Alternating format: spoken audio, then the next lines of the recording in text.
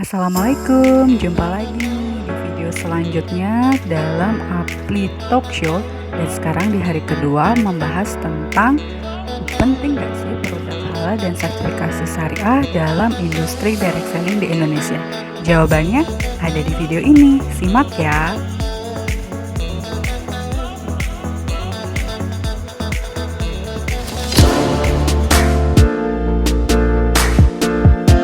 Masyarakatnya mayoritas muslim, kami di sini sangat mengedepankan produk halal sebagai jaminan bahwa produk itu bisa dikonsumsi oleh kalangan muslim di sini sebagai mayoritas.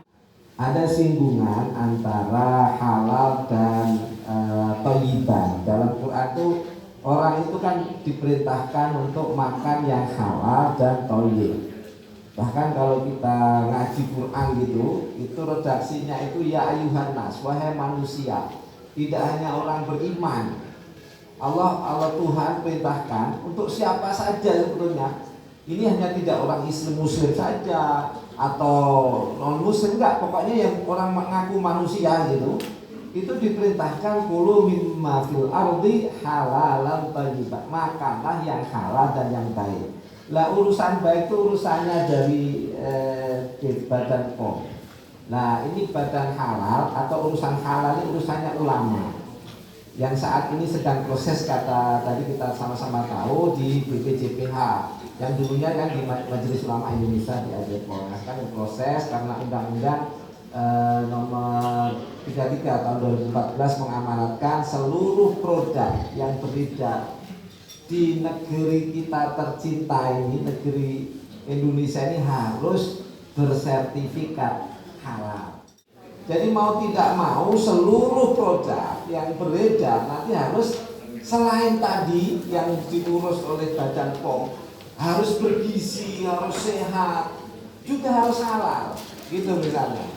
Dan ini amanat undang-undang tahun 2014 nomor 33. Artinya mau tidak mau siapapun produsen atau penjual yang ingin memperdagangkan barang di negara kita, maka harus ada logo halal, sertifikat halal. Kenapa itu? Ya karena undang-undang. Bapak Jokowi mendeklarasikan. Deklarasinya apa? Di bawah lagi mas, next bawahnya. Bisa lanjut. Nah, apa deklarasinya ini? Indonesia itu pengen menjadi halal dunia, menjadi pusat ekonomi syariah terkemuka di dunia. Ini presiden loh ini. Karena ini komitmen. Kenapa? Karena negara kita adalah mayoritas muslim. Hampir 90% penduduk kita muslim, itu terbesar di dunia. Masa iya kita tidak bisa menjadi pusat ekonomi syariah? Ya ekonomi syariah itu kan bisa diwakili 3 Bapak Ibu. Karena pertama lembaga keuangannya, berarti nanti perbankannya, asuransinya, pasar modal, IKNB pengen menjadi contoh di dunia. Yang kedua lembaga bisnis. Nah termasuk bisnis itu ini. Gitu, ada MLM, ada hotel, ada rumah sakit. Pengen dunia itu melihat Indonesia itu punya kajian standar halal yang terstandar gitu. Dan ini alhamdulillah sudah terbukti.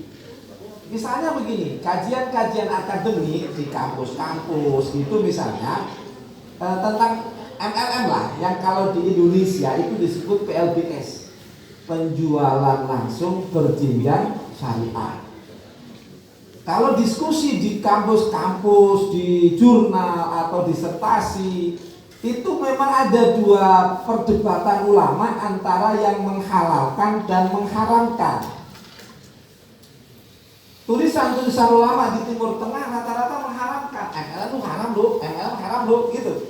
Nah kita di Indonesia, ulama-ulama kita yang ada tergabung di Majelis Ulama Indonesia, khususnya di Dewan Syara Nasional, itu membuat fatwa, menerbitkan fatwa PLBS itu bisa dijalankan dengan syariah, MLM itu bisa syariah. Dan ini saya kira, ini menurut saya, ini bisa salah ya, ini pertama di dunia loh. punya standar MLM syariah. Karena saya sampai saat ini belum menemukan data di negara mana gitu yang punya standarnya. Nah ini artinya kita insya Allah akan menuju yang tadi nih, pusat ekonomi syariah terkemuka di dunia.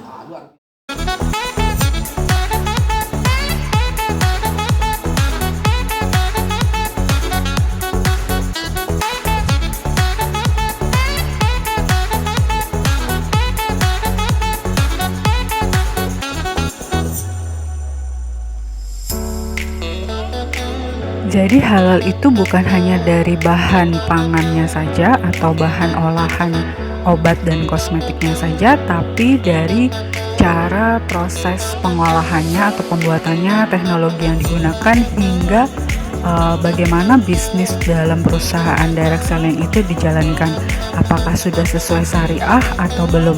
Hal ini harus diperhatikan dalam industri direct selling di Indonesia agar mampu bersaing di pasaran.